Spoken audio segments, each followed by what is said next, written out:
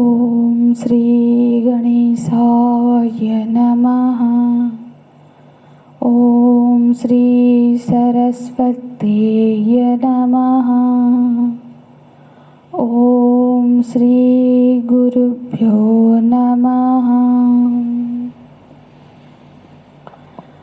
ओम श्री परमात्मने नमः। जरामरणमोक्षाय मामाश्रित्य यतन्ति ये ते ब्रह्म तद्विदुर्कृत्स्नम् अध्यात्मं कर्म चाखिलम् साधिभूतादिदैवं मां साधियज्ञं च ये विदुः प्रयाणकालेऽपि च मां ते विदुर्युक्तचेतसः।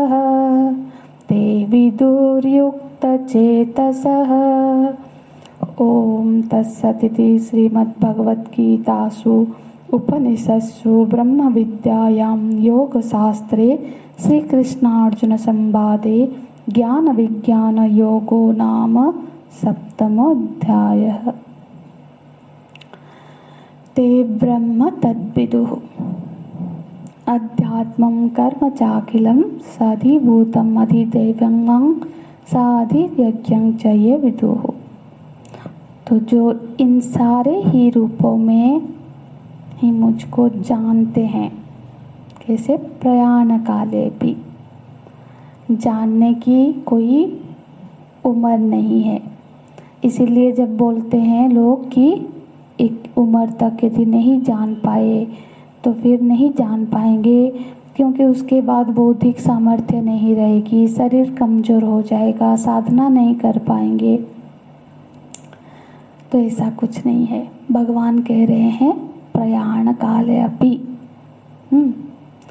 तो क्योंकि जीवन की समाप्ति होते होते भी व्यक्ति मुझे जान सकता है, माने भगवान को जानने की कोई आयु निर्धारित नहीं हुई है, नहीं है। असल में जानना किसको है? कैसे जानना है? आत्म रूप से जानना है ना। यदि अन्य रूप से जानना होता तो फिर क्या होता? नेत्र की भूमिका होती। तो जब तक अन्य को जानने की बात होगी तब तक तो उम्र की भूमिका होगी, क्योंकि एक उम्र के बाद जानकारी देने वाली जो सारी इंद्रियां है वो शिथिल हो जाती है। तो फिर कैसे जानेगा? तो वहाँ आयु सीमा होगी।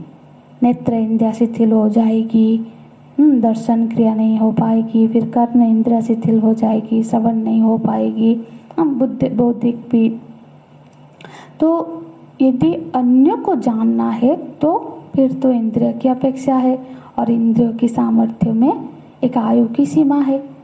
वहाँ ये बात नहीं घट पाएगी कि प्रयाण काले अपि। भगवान क्या बोल रहे? प्रयाण काले अपि। तो जानना, जो किसको जानना है? उस परम ब्रह्म को जानना है, भगवान को जानना है, जो जिसकी अनुभूति इंद्रियों के द्वारा नहीं होती है, जो इंद्रियों से परे है, उन्हीं का नाम ही तत्व है ना।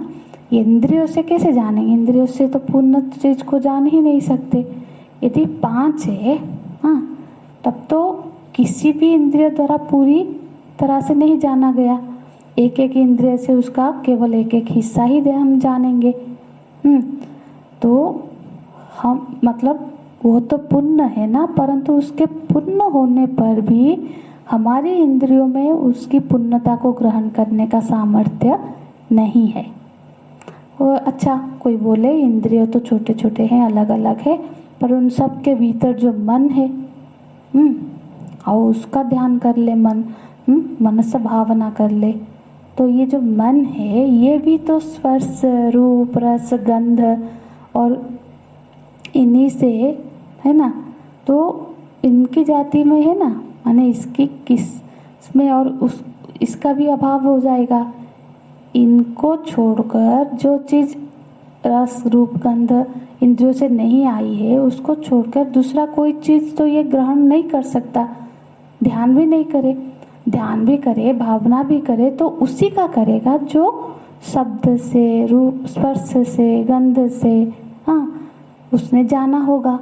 तो इंद्रिय के द्वारा जो कुछ उपलब्ध होता है उसी का भाव, उसी का ध्यान मन कर सकता है, उसी का चिंतन मन करता है।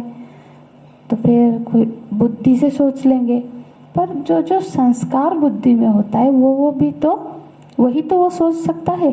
तो वो संस्कार कैसे होता है? मन और इंद्रियों के द्वारा ही तो बुद्धि में संस्कार आया है। तो फिर तो ये तद ब्रह्मा, वो जो ब्रह्म है वो इंद्रिय गोचर न भवति, मनोगोचर न भवति, बुद्धि गोचर न भवति।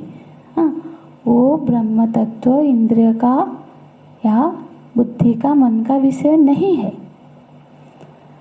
तो भगवान बोल रहे हैं तो भगवान ज्ञान जो है वो ये वस्तुतः अन्य का ज्ञान है ही नहीं।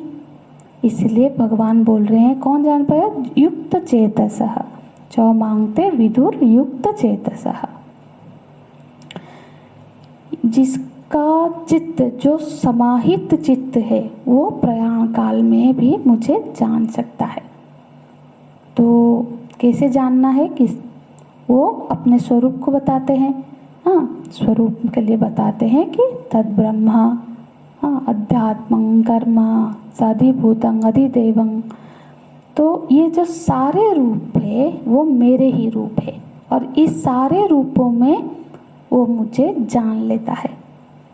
तो यहाँ पे अगले अध्याय का पृष्ठभूमि तैयार हो गया, क्योंकि ये सारे शब्दों का व्याख्या अब अर्जुन जी अष्टम अध्याय के प्रारंभ में प्रश्न से शुरू होता है ना। अर्जुन जी के प्रश्न से अर्जुन जी पूछेंगे किं तद ब्रह्म किं आध्यात्मं किं कर्मं। पूछेंगे, हे पुरुषोत्तम ये ब्रह्म तत्व क्या है, आध्यात्म क्या है, कर्म क्या है, अधिभूत किसको कहते हैं, अधिदेव किसको कहते हैं। तो उसके बाद अष्टम अध्याय में इन सारे शब्दों का, भगवान के इन सारे स्वरूपों का विस्तृत वर्णन है। तो पर यहाँ पे जो मुख्य वाक्य क्या है, भगवान बोलते हैं मांग विदुः, मुझे जान लेता है, और मुझे इन सारे रूपों में जो जान लेता है। मुझे जानने का अर्थ ये है कि इन सारे रूपों में वो मुझे समझ लेता है, जान लेता है। ठीक है, तो और जान लेता है मतलब प्रयोजन की सिद्धि हो गई। प्रयोजन क्या था? जरा मरण मोक्षाय, जरा और मरण से मुक्ति चाहिए था, तो ये फिर घटित हो जाता है। तो ये 7वें अध्याय में मुख्य रूप से जो विषय प्रस्तुति हुई वो ये है कि मांग यथा ज्ञास्यसि, माने वो वैदिक सनातन परंपरा के अनुसार ईश्वर तत्व का स्वरूप क्या है।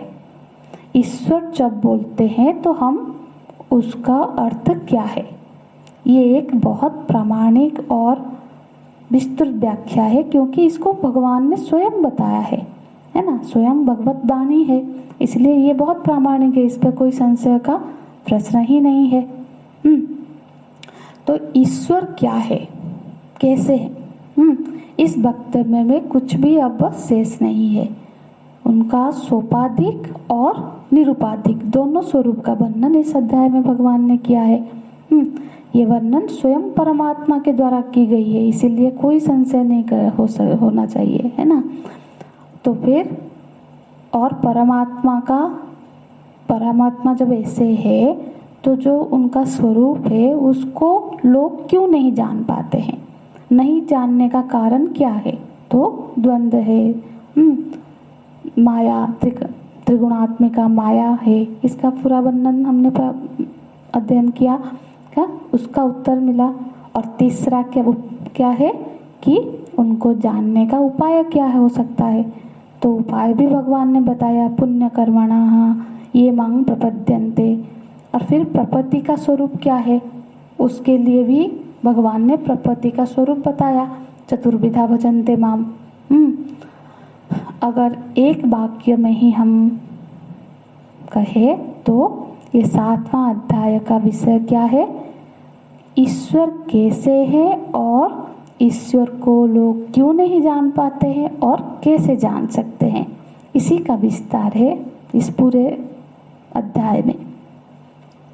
तो किस उपाय से जान सकते हैं किस उपाय से? प्रपत्ति। और प्रपत्ति के प्रसंग में 4 प्रकार के शरणागति होती है, उस विषय आया। लेकिन जो मुख्य विषय है वो ये है कि परमात्मा को जानने का साधन क्या है और किस किस तरह से जीव मोहित हो रहा है, माया के अधीन है, ये सब बताया गया। क्यों नहीं जान पाता है, उसमें ये सारा आ गया कि माया त्रिगुणात्मिका माया है, द्वंद्व है। और सबसे मुख्य है कि भगवान का स्वरूप का वर्णन कर दिया गया, भगवान कैसे हैं, ईश्वर तत्व कैसा है।